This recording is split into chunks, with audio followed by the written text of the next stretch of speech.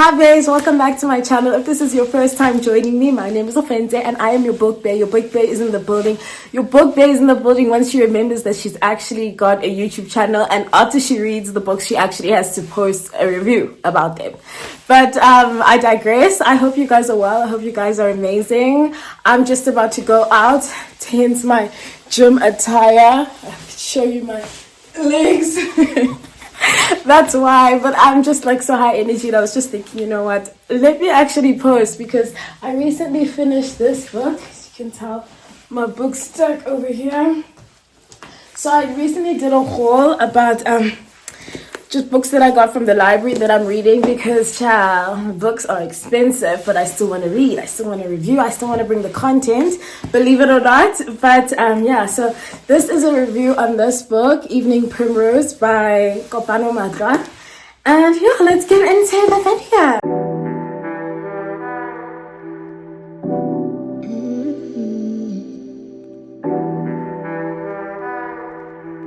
If you haven't already, please remember to like, comment, share, and subscribe, all that good stuff. Comment down below which books are you reading.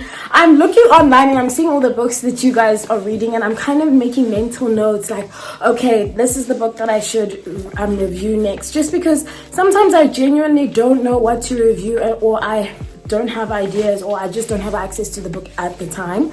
But yeah, I have like a notes app where I just take notes of books that I want to read.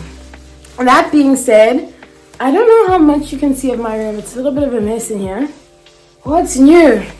I really feel like as a creative person, like, when is my room not in a mess? But that's a whole other story for another day.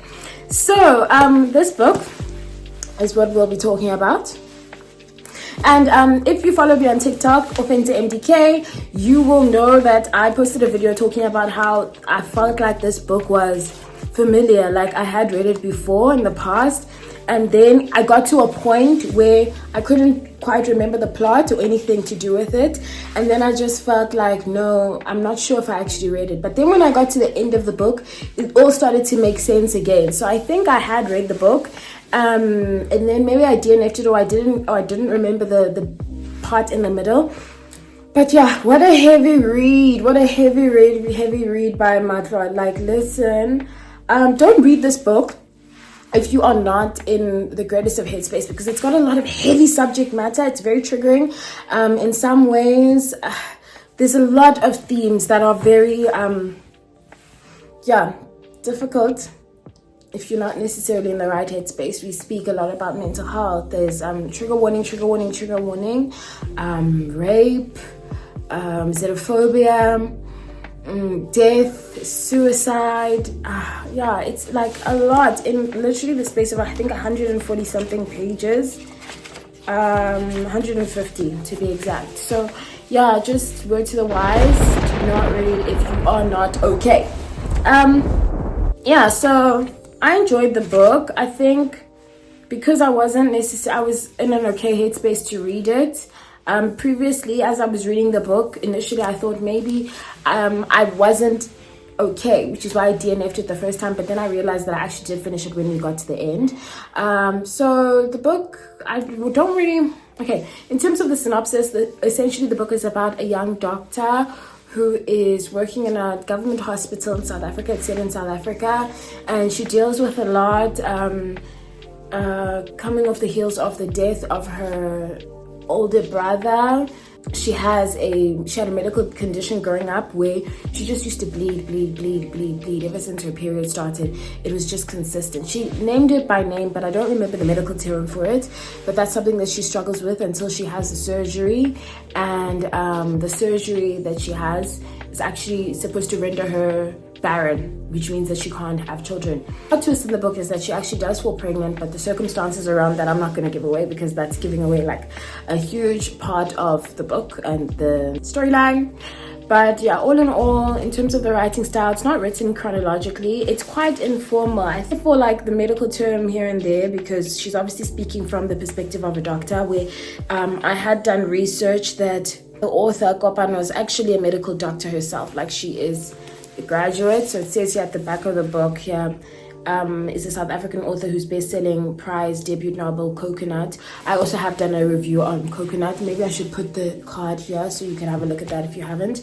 Blah, blah, blah. Medical doctor by profession, Matlwa has been selected for the 21 Icons Project, recognizing the young game changers in South Africa, and won Aspen O'Dears Award for medical innovation. She is currently reading for a Doctor of Philosophy in Population Health at the University of Oxford as a Rhodes Scholar. Very prestigious, darling. Shout out to the Black Girl Magic. I love to hear it. I love to see it. I love to observe it. But yeah, that's her vibe. So yeah, I don't want to say too much about the book because, as I said, like, it's a short read, so yeah, just don't want to give the plot away.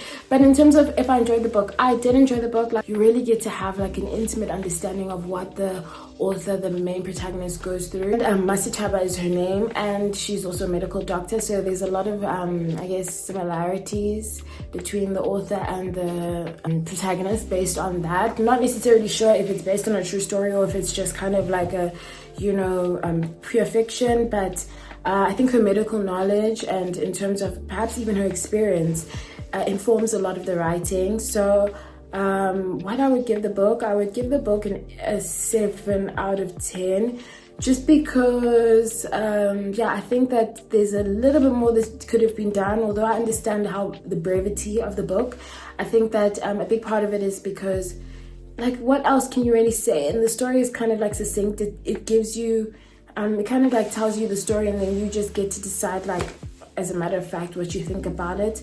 Other themes in the book are this idea of, I don't know, sometimes in the Black community it takes a while for people to really understand mental health and what that means and what that does to a person. So that's a big theme.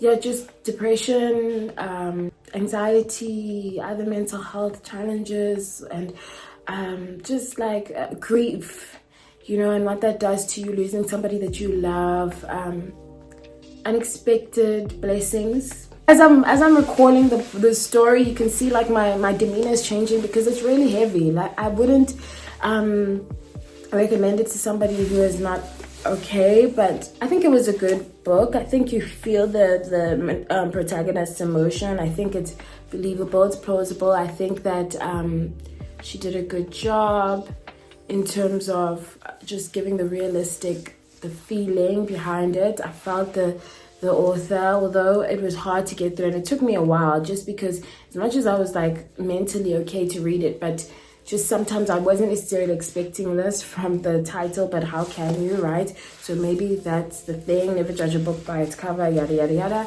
But yeah, all in all, 7 out of 10, would recommend the book. As I said, just be wary of the fact that it's not a book that you just pick up and read, like, just as in your spare time, you know.